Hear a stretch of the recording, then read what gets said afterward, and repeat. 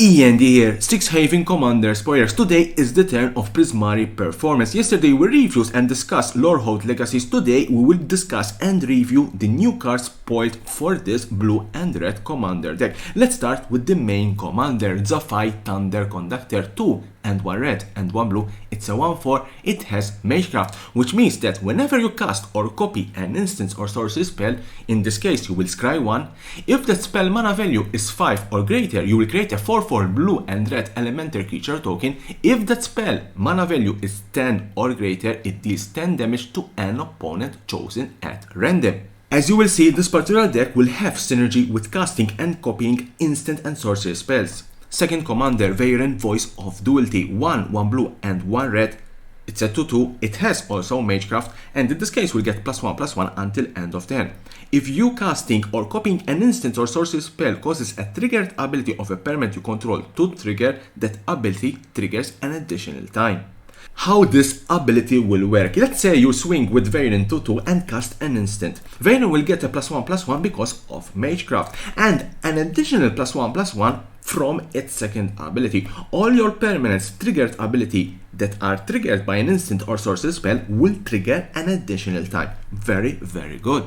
Sly Instigator. 3 and 1 blue. It's a 2/4. For 1 blue, you tap until your next turn target creature an opponent controls can't be blocked. Gout that creature. Muse Vortex. X and 2 blue. It's a sorcery. Exile the top X cards of your library. You may cast an instant or sorcery spell with mana value X or less from among them without paying its mana cost. Then put the exiled instant and sorcery cards that weren't cast this way into your hand. Dazzling Sphinx. 3 and 2 blue. It's a 4/5. Flying.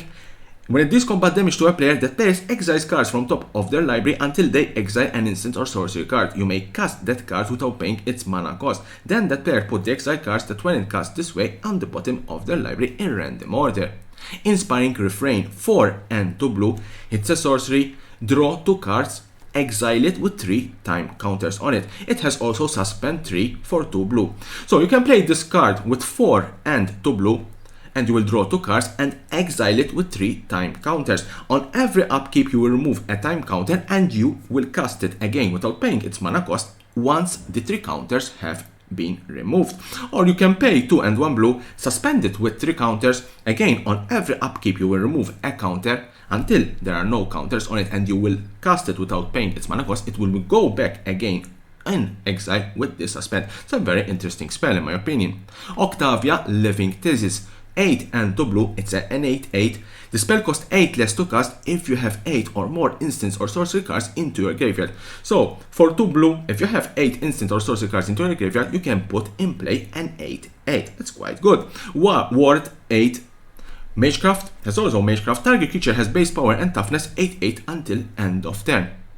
Rionia Fire Dancer. 3 and 2 red. It's a 3/4. At the beginning of combat on your turn, create X tokens that are copies of another target creature you control, where X is 1 plus the number of instant and sorcery spells you've casted this way. They gain haste. Exile them at the beginning of your next end step. Radiant Performer. 3 and 2 red. It's a 2/2. It has flash, enters the battlefield. If you cast it from your hand, choose target spell or ability that targets only a single permanent or player. Copy that spell or ability for each other permanent or player that spell or ability could target. Each copy targets a different one of those permanents and players. Rousing Refrain. 3 and 2 red. It's a sorcery. Add 1 red for each card in target's opponent's hand until end of turn. You don't lose this mana. Exile Rousing Refrain with 3 time counters on it. Suspend 3 for 1 and 1 red. So you can choose to play this for 5. You will add that red mana, exile it with 3 time counters. Then on your upkeep you will remove a time counter. Once all 3 time counters are removed, you can cast it without paying its mana cost. Or you can choose to suspend for 3, 1 and 1 red. You will have those 3 time counters. When those 3 time counters are removed, you will cast it and then exile it again with those 3 time counters. It's a very, very interesting spell, similar to the blue one that we saw. Creative Technique. 4 and 1 red. It's a sorcery. Demonstrate, which means that when you cast the spell, you may copy it. If you do, choose an opponent to also copy it. Shuffle your library, then reveal cards from the top of it until you reveal a non-land card. Exile that card and put the rest on the bottom of your library in random order. You may cast this exile spell without paying its mana cost. Fury Anchor 4 and 1 red, it's a sorcery. Discard a card, then draw a card. When you discard a non-land card this way, it deals damage equal to the card's mana value to target creature or planeswalker. It has also Storm.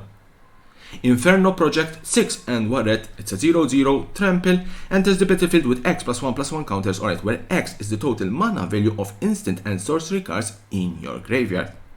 Surge to Victory 4 and 2 red, it's a sorcery. Exile target instant or sorcery card from your graveyard. Creatures you control get +X+0 until end of turn, where X is that card's mana value.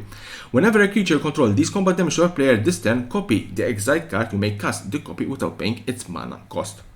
Elementalist Pellet for 3, it's an artifact. Whenever you cast a spell with X in its mana cost, put 2 charge counters on it. Tap to add 1 mana of any color. Tap to add 1 colorless for each charge counter on it. Spend this mana only on costs that contain X. Reinterpret 2, 1 blue and 1 red, it's an instant counter target spell. You may cast a spell with an equal or lesser mana value from your hand without paying its mana cost.